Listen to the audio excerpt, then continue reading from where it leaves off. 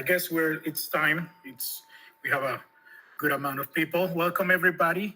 This is our Trash Talk series for the month of September, and we are so glad to have our one of our board members, Jessica, that she's going to talk about the fashioning a sustainable future is about clothing recycling, and I'm really excited to hear all about fashion and sustainable clothing recycling. Go ahead, Jessica. Welcome. Thank you. Awesome. Thank you. So, first of all, you guys, I just want to say thank you so much for you all taking the time to join us today. Really, really appreciate that you guys are interested in this topic. So first, I guess I'll give you guys a little bit of background. So my name's Jessica Cobabe. I am the co-founder of Cobabe Creative, which is a sustainable content creation and digital agency. And then I also recently founded Ecobabe Collective, and that is a sustainable lifestyle podcast and soon to be upcycled clothing brand. And for me, I've been doing content creation for about 10 years and worked in the fashion industry on New York Fashion Week all the way to San Diego Fashion Week. But it wasn't really until 2018 that I really began to think about who makes my clothes, what impact does that have on the planet? And it was a trip to Baripur, India, that actually really got me to start thinking about this. We were going on a humanitarian trip to teach English. And one of the ways that we help kids with conversational English is by singing songs. And one of our students suggested, we were asking for suggestions and what songs to sing. And one of them recommended Twinkle, Twinkle, Little Star. And our expedition leader, just let us know that unfortunately, in that area in particular, the pollution is so bad that they can't see the stars at night, and that the kids don't really quite get that concept of the stars, right? And it really broke my heart and really caused for me to come home and really change the entire messaging of my platform. So for a long time, I was focused on affordable fashion, which, as I now understand it, is fast fashion in many ways. And so I started really learning about the impacts that fashion and what we wear and what we buy has on our planet. And so I'm going to switch over to our presentation. And we just kind of covered a little bit of that. And I want to give you guys a bit of a heads up in terms of what the flow of the presentation will be. So we're going to go over fashion waste by the numbers. And there is some really mind-blowing, shocking numbers out there. And we're going to talk about how fast fashion truly affects all of us, long-term environmental consequences, greenwashing, and how we can avoid it. And then on a more positive note, we're going to talk about empowering change and how to live and shop a bit more sustainably, as well as some other resources and alternatives to things like donating your clothes. And then I also want to give you guys some takeaways about how you can take action. And then we'll have some time for questions if you guys have any questions after we're done. So, for starters, one of the craziest stats for me was that the equivalent of one garbage truck of clothing is thrown away every single second of every single day. I saw a stat that said there's enough clothing on this planet right now to clothe the next 6 generations of people. So, one of the biggest problems we face is overproduction and overconsumption. So, right now, there's 92 million tons of textile waste that is produced every single year. And a lot of that comes from the fact that we have become a very throwaway culture. And clothing now, because of trends and Instagram and the pressure to always be wearing something new, many fast fashion brands create clothing that only is actually good to be worn for 10 wears, and then it starts to deteriorate, or not necessarily deteriorate, but it's not going to look clean or new anymore. And for me, when I would buy clothes and I would succumb to trends, I would think, well, I donate my clothes, and so it's not just going to a landfill. But what I didn't realize is that the truth is that only 12% of the clothing that is recycled or taken to donation places is actually able to be resold or recycled. And we'll get into a little bit of the nitty gritty about why that is. And a lot of it has to do with what those clothes are made of, so synthetic fabrics. But we'll talk about that a little bit more in a moment. Now, with water waste, roughly 2,700 liters of water are used to make one t shirt, which would actually be enough water for one person to drink for 900 days. So it consumes a ton of water. Another issue is plastic pollution. So that's where the synthetic fabrics come in. So like nylon and polyester, for example. So for every 2 pounds of synthetic garments that we wash, between 640,000 and 15 million microfibers, which are actually microplastics, are released into our waterways. And one of the problems with that is these microplastics, as you could probably tell by the name, they're so tiny that they actually go through most of the filtering systems in our washing machines, and so they go directly into our waterways, and that's how we're starting to see such insane pollution when it comes to microplastics. So now one of the biggest problems we face is fast fashion, or now as it's called, ultra fast fashion. So it used to be that there was spring, summer fashion, fall, winter fashion, and maybe like a cruise fashion in terms of like how the fashion cycle goes. But now, because of like Instagram and influencers and just this insane, insatiable need to continually buy and wear new things, there are now these things called micro trends or hyper cycles. Now, these don't pay attention to runways, but they instead focus on what's going on TikTok and Instagram, just creating an insane amount of new clothes and new trends that people are constantly buying. So you'll see ultra fast fashion brands like ASOS, Shein, Boohoo, excuse me, and Fashion Nova. They offer sometimes over like thousands of new items per day on their website. Every single day, there's like a new clothing drop. And that used to not be the case. Like it used to be that clothing was really well thought out and well made. And, you would see maybe 4 or 5 clothing drops a year. And that has completely shifted. And so I think one of the biggest things that we can do is just be aware of what they're trying to sell us so that we can kind of step off that hamster wheel and realize that we're good enough without having to buy into these trends all of the time and wear what influencers are telling us to wear. And I fully admit I used to be kind of part of the problem. So as a content creator, I would constantly be sharing what to wear. So if you are, somebody who likes to create content or maybe you like to share things on Instagram, one of the biggest things I've found is working on redefining like what I want to share on my platform to begin with.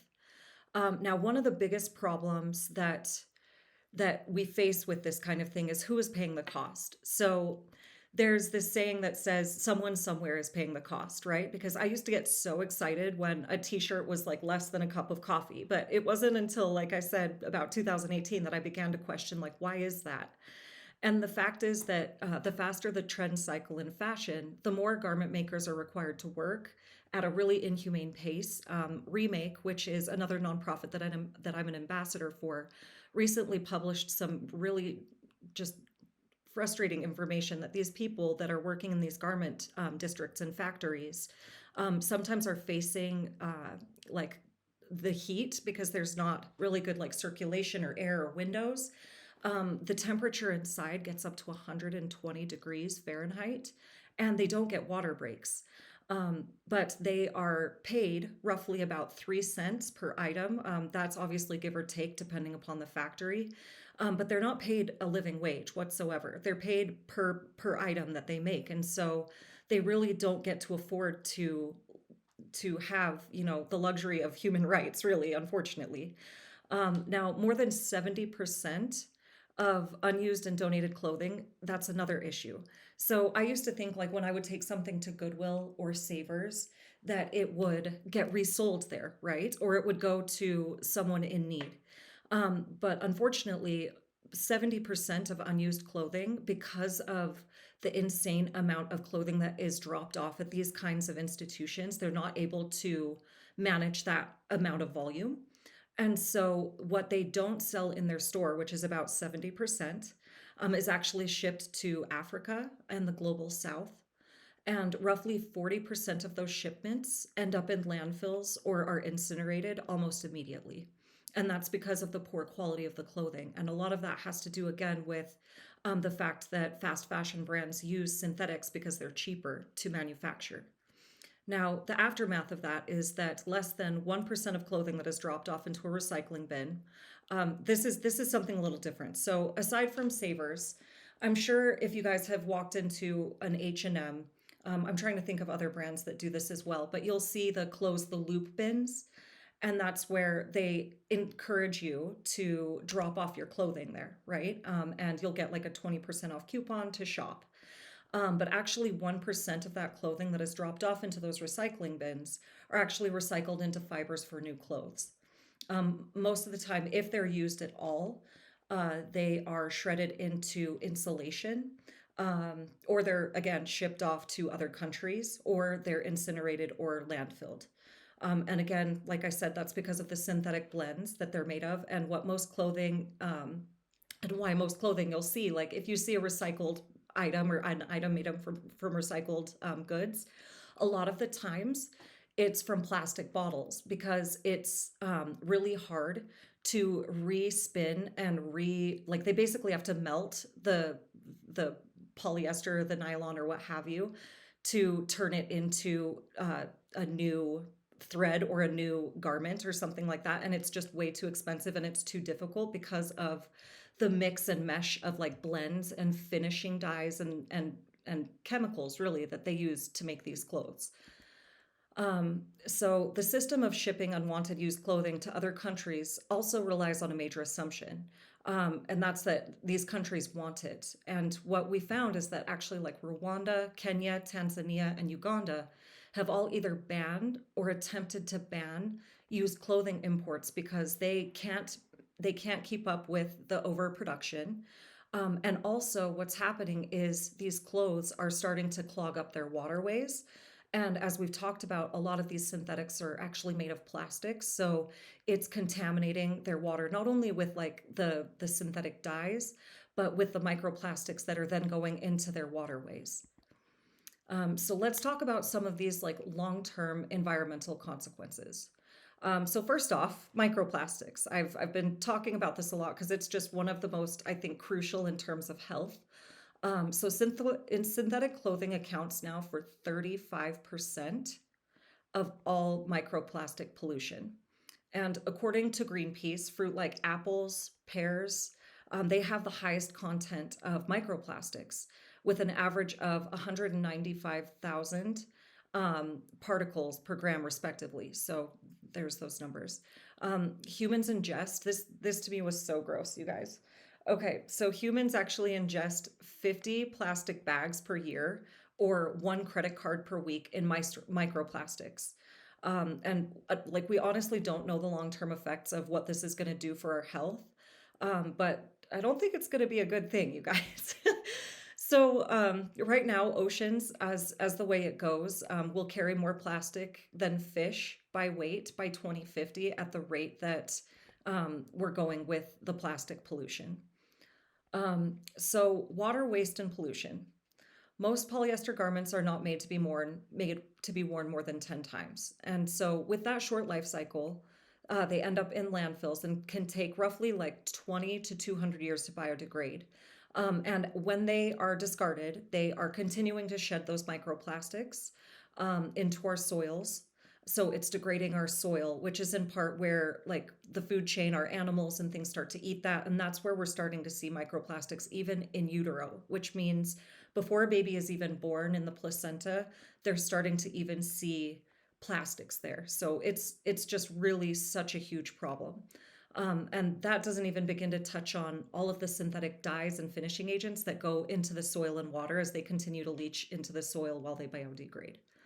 Um, Now, denim is made from cotton, and that's a natural fiber, right? But there's also an issue when it comes to the maintenance of soil. So, denim uses a massive amount of water and insecticides to grow because they want to guarantee that their crops are going to do well.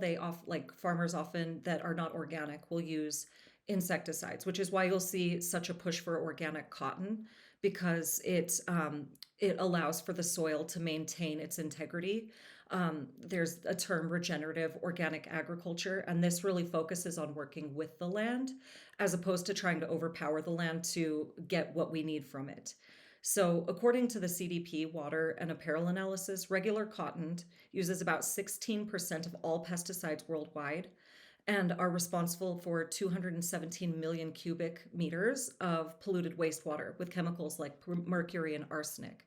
So you'll see kind of on the left here, like water that has been significantly degraded by denim and the dyes that are, leaching off of that, like the off-cast dye that doesn't take into the garment. So dyes used on polyester and nylon are also synthetic, which means they're either made from coal or petroleum. So that's why you'll kind of hear sometimes people talking about how fast fashion is made of oil. So they're either made, like I said, of coal or petroleum, which breaks down into water when they're used in fabrics. Now, the cheapest way for people and manufacturers or factories to dispose of this unusable chemical polluted wastewater is to dump it into nearby rivers and lakes. So this actually leads to insane contamination. And one of the things that I found so crazy is because of the dye, it's so thick and so hard for light and sunlight to break through that it actually stops any like plant life in that water from being able to use photosynthesis. And so basically, the plants and the animals relying on that water source die off. Now, another issue is cadmium, lead, and copper. Now, these are found in dyes and pigments and clothing. They also accumulate in our bodies and can damage our organs and central nervous system. So, a little while back, Shein was in some hot water because some people did some lead testing and they found in their kids' line some of their clothing had a much higher rate of lead than is permissible in clothing at all, and can lead to lead poisoning. And so that's how that happens, is it's because of these dyes and pigments and finishes that these companies are choosing to use. Now we're going to talk a little about carbon emissions. So carbon emissions, the fashion industry is responsible for about 10% of all greenhouse gases and emissions, with textile production releasing about 1.2 billion tons of greenhouse gases every year. And one of the issues that falls into that is complicated supply chains. Because if you think about it, like if somebody, like a factory is making a shirt, one place might cut the garment into its shape and then it might get shipped off to another place to do the finishing work, like adding buttons or different finishes to it. So there's all of this shipping back and forth before it even gets to a store to be sold to a consumer and then shipped to the consumer if the consumer isn't going into the store. And so that's how, for example, H&M, their transportation made up 43% of all of their greenhouse gas emissions. Now, I would be lying if I said I didn't shop at Amazon. I do. Like I use Amazon and I totally get that it is a convenient beast. But one of the big things that I think we can think about is that those free returns are really actually not that free. So a lot of these returns that Amazon generates, about 6 billion pounds of them, they end up in landfills and they cause about 16 million metric tons of carbon dioxide emissions per year. So I think just real quick, like one of the things that we can do is when we're shopping at Amazon, forget about free returns and think about like, do I really need this item? Or am I just buying it to then ship it back, right? Because it really is actually costing us a lot more in the long run. So clothes from fast fashion giants like H&M, Zara are the worst of all. Shein have a lifespan of no more than 10 wears. So we've talked about this some. After which of most of these clothes end up in landfills and take 20 to 200 years to biodegrade. So I just think it's so important to think that because these are made of plastic and not more organic materials, they can't be respun into other new fabrics. They're landfilled, and then those microplastics and those dyes just really cause us a lot of heartache in the long run. Now, greenwashing. Greenwashing is one of the other huge problems in marketing and with brands. So, one of the big things right now is that within fashion, there really aren't any regulations. That's hoping to change. I've been seeing some things in the news about regulations hopefully looking to, come to the House and the Senate and eventually getting passed. We hope. Um, but basically, a goal without a plan is just a wish. So you'll see brands mislead us with, we're sustainable or more eco friendly, or we offer eco friendly packaging, or we have these, pie in the sky targets to keep us under the 1.5 degrees Celsius barrier, which is what scientists are telling us is kind of like the point of no return for our like global temperature.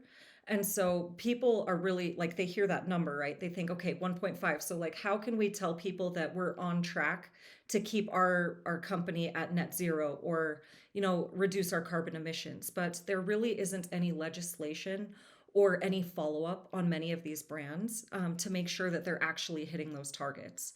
So 69% of large brands rated on one of my favorite apps, which is Good on You, um, found that with greenhouse gas emission targets, they don't state whether or not they're on track to meet any of those. So it's like they put this grand statement on their website to make us as consumers feel good about buying their clothing.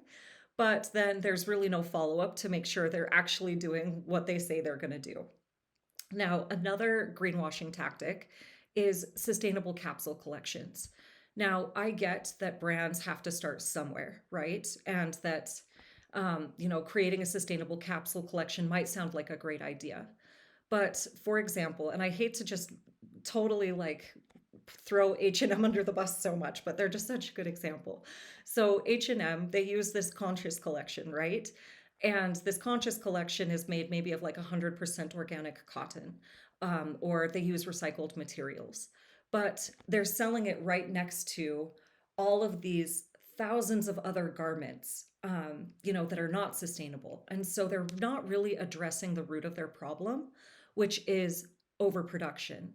More, what this does is it just tries to capitalize on a greater piece of the pie to capture the attention of individuals who maybe want to shop more sustainably. And so it's not really doing what they're hoping or saying that it will do in terms of like really creating a sustainable future, because you can't like it's it's talking out both sides of your mouth without any other way of saying it, really.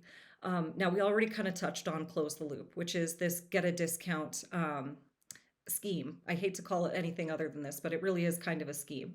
So we've all seen those bins where you can donate used clothing to get a discount to buy new merchandise. But these unwanted clothes are promised a new life. But in reality, there was this report done called Take Back Trickery. And at the very end of this, I do have sources. So if any of you guys are interested in learning more about this, I'm more than happy to share some of these articles with you.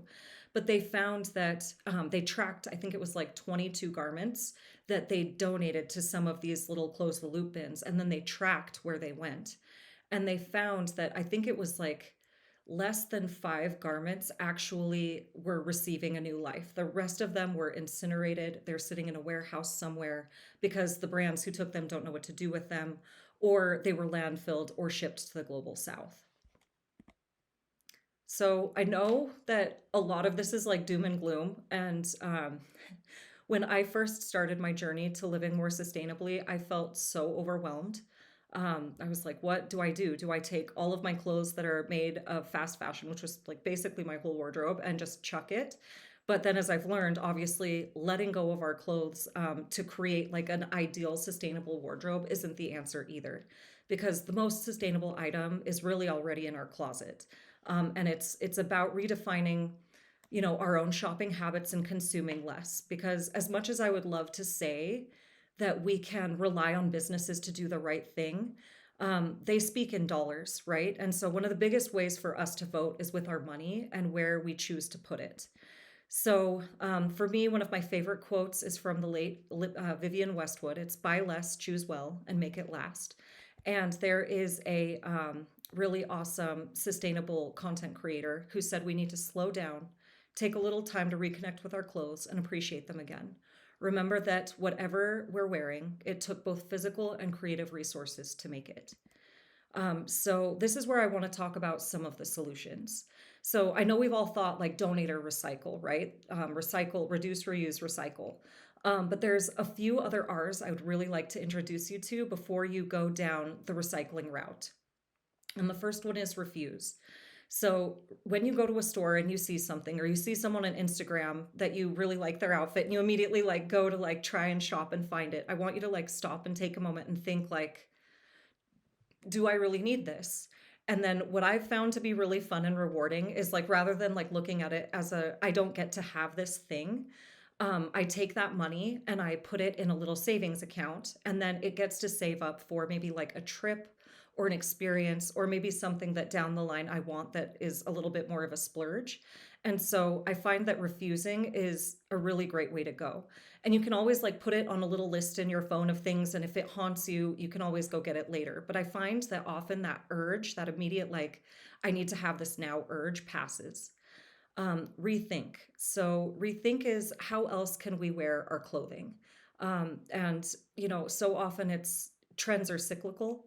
And so I like to hold on to pieces and then redefine ways to wear them, and just find new ways to rewear them. I really love like green carpet. I think that, am I saying that right? There's like an account on Instagram where basically they celebrate celebrities who rewear clothing on the runway.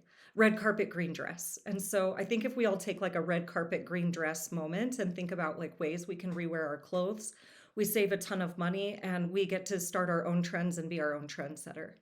Repairing.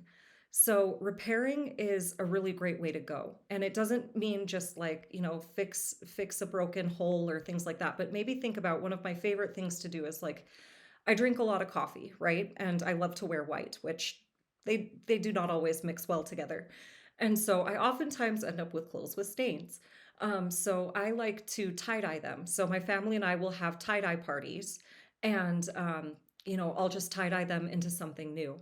And you can also use like patches or embroidery. And in fact, like I've basically, so Ecobabe Collective, I source secondhand goods and then I use embroidery to give them a whole new life. So that's a little sneak peek of the collection coming soon.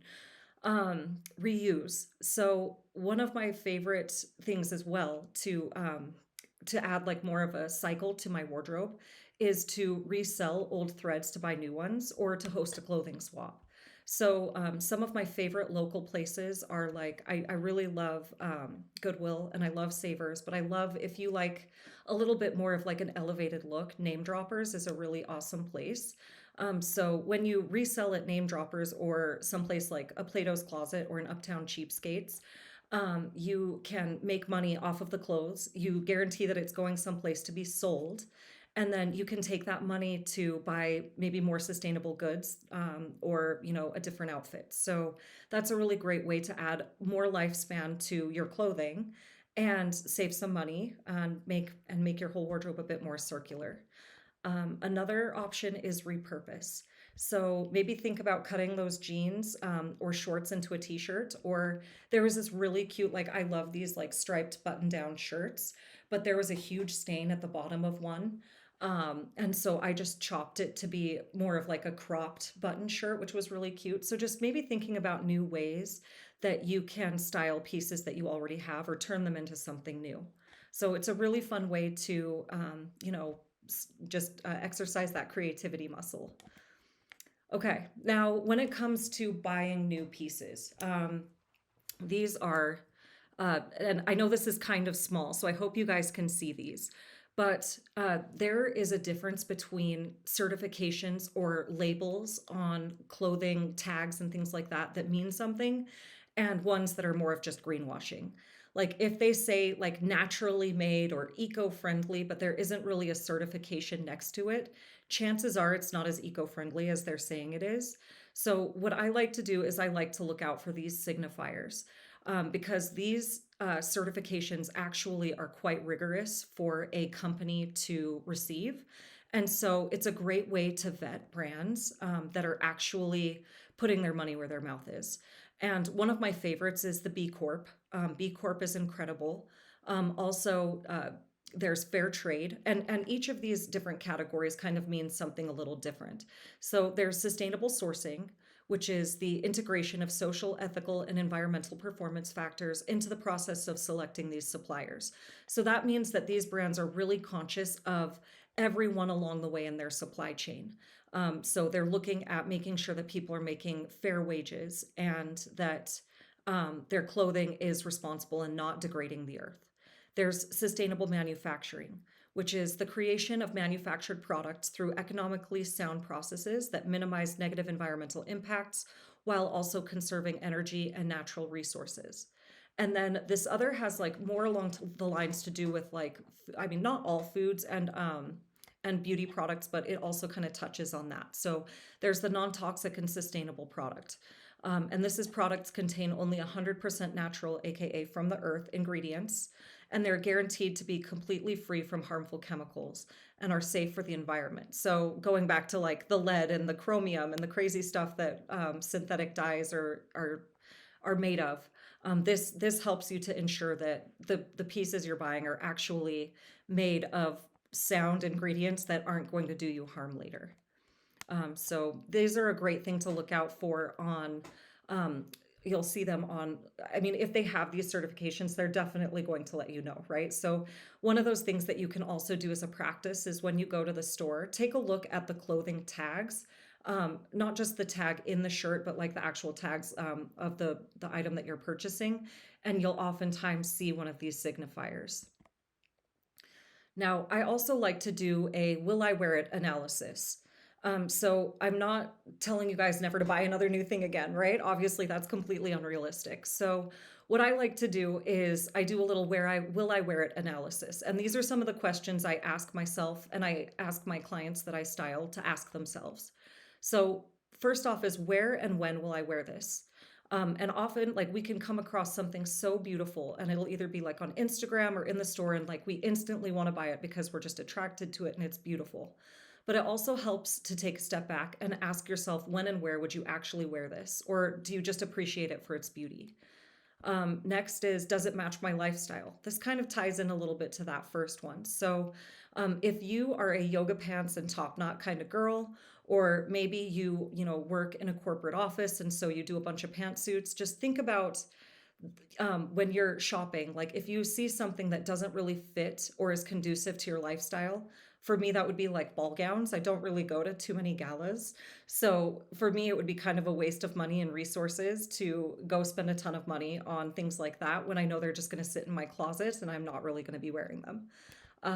Now, what do I own that already goes with this? This is a really good one, especially when it comes to acquiring like things on trends or what have you, is if I have to buy like a completely new outfit to go with something, then chances are it's not actually my style. And I may have seen it on somebody else and it might look amazing on them.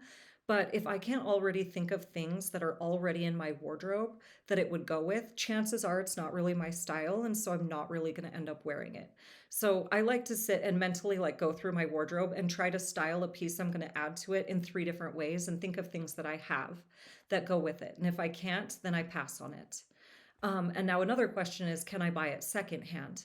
One of the great things about secondhand is that these clothing pieces are already in the life cycle, right? They're already in circulation. And so it isn't adding new items to an already overwhelming amount of clothes that are in circulation. And so I like to ask myself if I can buy it secondhand. And if it's something I want bad enough, like I don't need it immediately, right? So I'll add it to my list, like for example, a striped button down, and I will go to the thrift store, and that gives me a category of items to be looking for when I go shopping.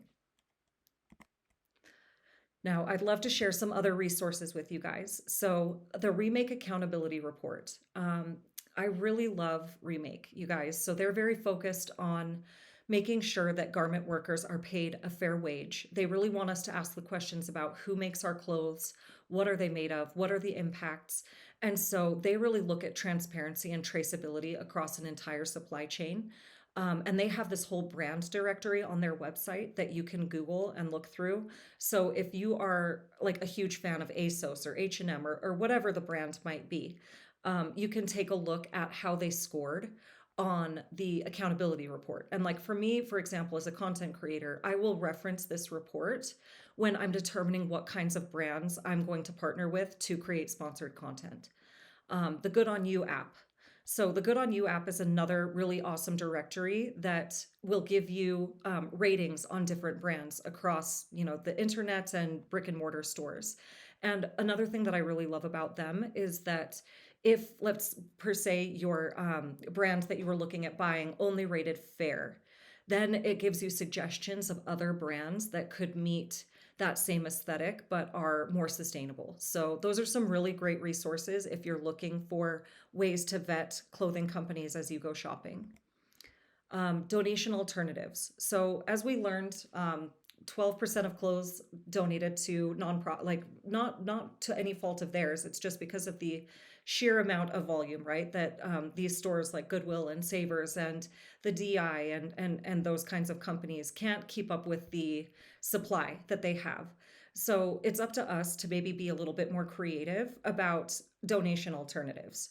So one of the things I love to do is clothing swaps. So you can get together with your friends and have a fun night and or a day and host a clothing swap where you get to swap clothes and maybe tell stories about why you loved the item so much. And it's a great way to not only reduce on carbon emissions and the sheer amount of volume that these donation places are getting and diverting from textile waste, but you also get to save a ton of money while adding new clothes to your wardrobe, which is awesome.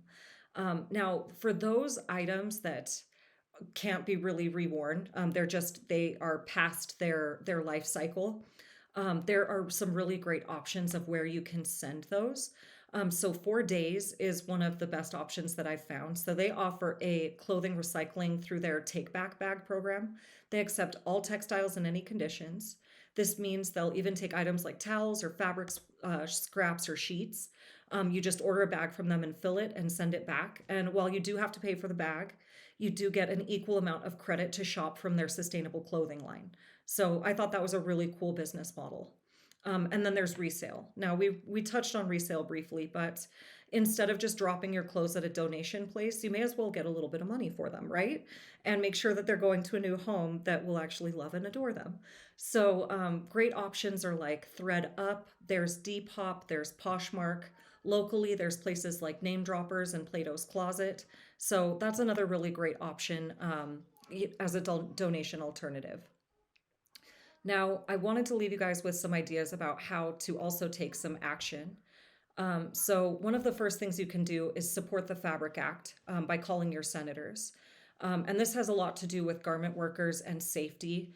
I don't know if any of you guys remember, in 2013, there was a huge loss of life of garment workers in Bangladesh at Rana Plaza. There was about, I think it was 1,127 people lost their lives because basically it was like you either come to work or you lose your job. But the people who owned the building knew that the structure wasn't necessarily sound and the building collapsed and a lot of people died and it was completely unnecessary. And so we're looking at and the thing is I used to think that these kinds of conditions and these kinds of wages only existed out there, right? But it turns out that a lot of people are facing those same kinds of wage disparities here in the US. And so the Fabric Act is really a great way to help to start protect those garment workers.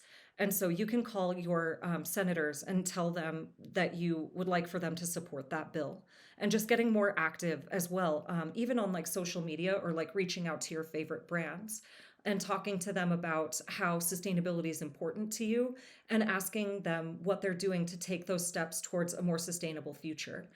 So like I did that the other day with one of my favorite brands, Love Shack Fancy. I really love their line, right? But then they just recently launched a fragrance and she had an entire private jet, which just uses a lot of carbon emissions, right? It's got a huge carbon footprint. But she was using that in her marketing for people to come take rides and it was a big marketing splash. And so I just messaged and said, I absolutely love you guys and you started so sustainably, but like, are you offsetting these carbon emissions by buying carbon credits or, just holding the brands you love accountable so that they know that consumers are, interested in this and that it matters to us. And then I think another thing is really just wearing and sharing our values. So, really being the change we want to see in the world by how we dress and being able to tell those stories of how you found it at a thrift store and why you love this thrift store is a great way to make it a non-threatening or non judgy conversation, and just like a really great way to go.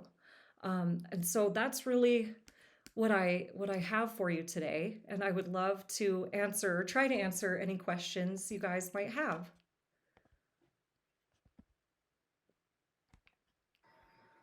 I guess Esther Hunter has a question for you, Jessica. Go ahead, Esther. I actually didn't have an immediate question, but Okay. hi. Hi. Um, Thank you for coming. You bet. So are there any other resources in addition to Good on You where you can kind of check for clothing and products that you're trying to use? So another really good one that isn't just related to fashion is the Environmental Working Group.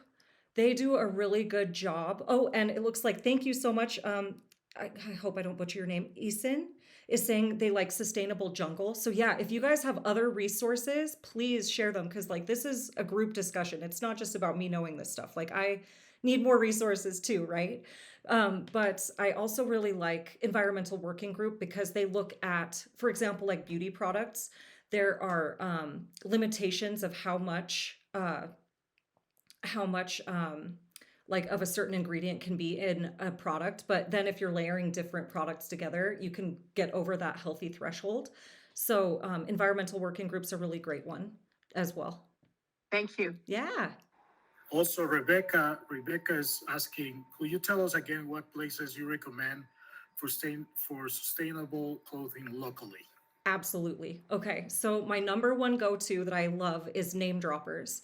And Name Droppers has a outlet on Parley's Way, and then they're also on Highland, and I think it's like about 35th Street, or 35th South. But Tiffany there is just incredible. Their whole team is incredible. But I also even just like I love Savers and I love Goodwill. Like I honestly, I go there all the time. Those are some of my absolute favorites. I also do sometimes find some cool things at like Plato's. If you're not local and maybe you happen to have a Buffalo Exchange where you are, Buffalo Exchange is great. But if you just look for those resale shops, oh, and what about other okay, I'll touch on that, Jessica. Thank you. Yeah, so those are some of my favorite local spots. But Jessica Gutierrez just mentioned TerraCycle. So there are a ton of awesome resources that I found in terms of places that you could send goods like bras and underwear, or TerraCycle collects, used fabrics and things and clothing as well. So, by all means, 4 days is not the only one. There are a ton of options. There was actually a list of 25 that I found in this article that I could certainly share out to you guys if any of you are interested.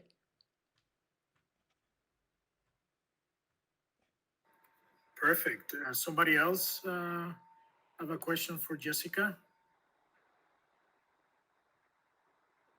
Well, if nobody has any more questions, it was a really interesting presentation. Thank you so much, Jessica, for being with us, for um, educate us about clothing and fashion. And Hugo has a question. Go ahead, Yeah. Hugo.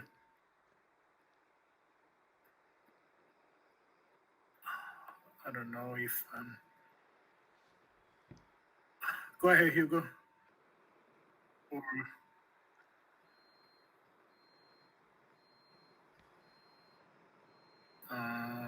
no. Oh, sorry, Hugo. If we can't get your question here, if you want to send a message on the URA. Yes. Oh, you were just saying thank you guys. You Okay. guys, your Thank you. comments, like it just makes me so happy to have you guys here, and just thank you so much for being open to this information and just being here with me. Thank you. It like really means the world. And for everybody who wants to share this presentation that Jessica just did, we just record this presentation. So we're going to post in our website, utahrecyclingalliance.org, so you can share with everybody in your community that you want to share this presentation. Okay? Awesome. Any other comment, Jessica? that you have for us? No, just have a beautiful day, you guys, and thank you so much. I really, really appreciate you being here and taking the time to be with us today. Thank you again, and everybody that stays in the call, please stay tuned because we're gonna share all the. We're gonna have a charm event that's Yes. hard to collect material this Saturday. Can you tell us more about it, Jessica? Do you have the details? Yeah, absolutely. So from 9 to noon in the East High School parking lot it's the west parking lot of East High. I know there's an East High School and a West High School, so I want to make sure you guys know it's the East High School west parking lot. We're going to be doing a collection of hard to recycle materials. And if you check out the new Utah Recycling Alliance website, we have the information there for you in terms of what kinds of items will be accepted. We are accepting clothing donations there. But as we all have learned, maybe donations aren't always the best way to go. But in terms of like batteries and all sorts of other hard to recycle things like styrofoam, we accept lots of things that you normally can't throw into that blue bin. So if you guys have some time and maybe some things that you are looking to get rid of but not want to landfill them, we would love to have you come by and say hi. And that'll be again from 9 to noon. One last question: what happens to the clothing that donated there, or the So blankets? So we recently just partnered with Savers for a first time to do something called a fun drive to see how it goes with them.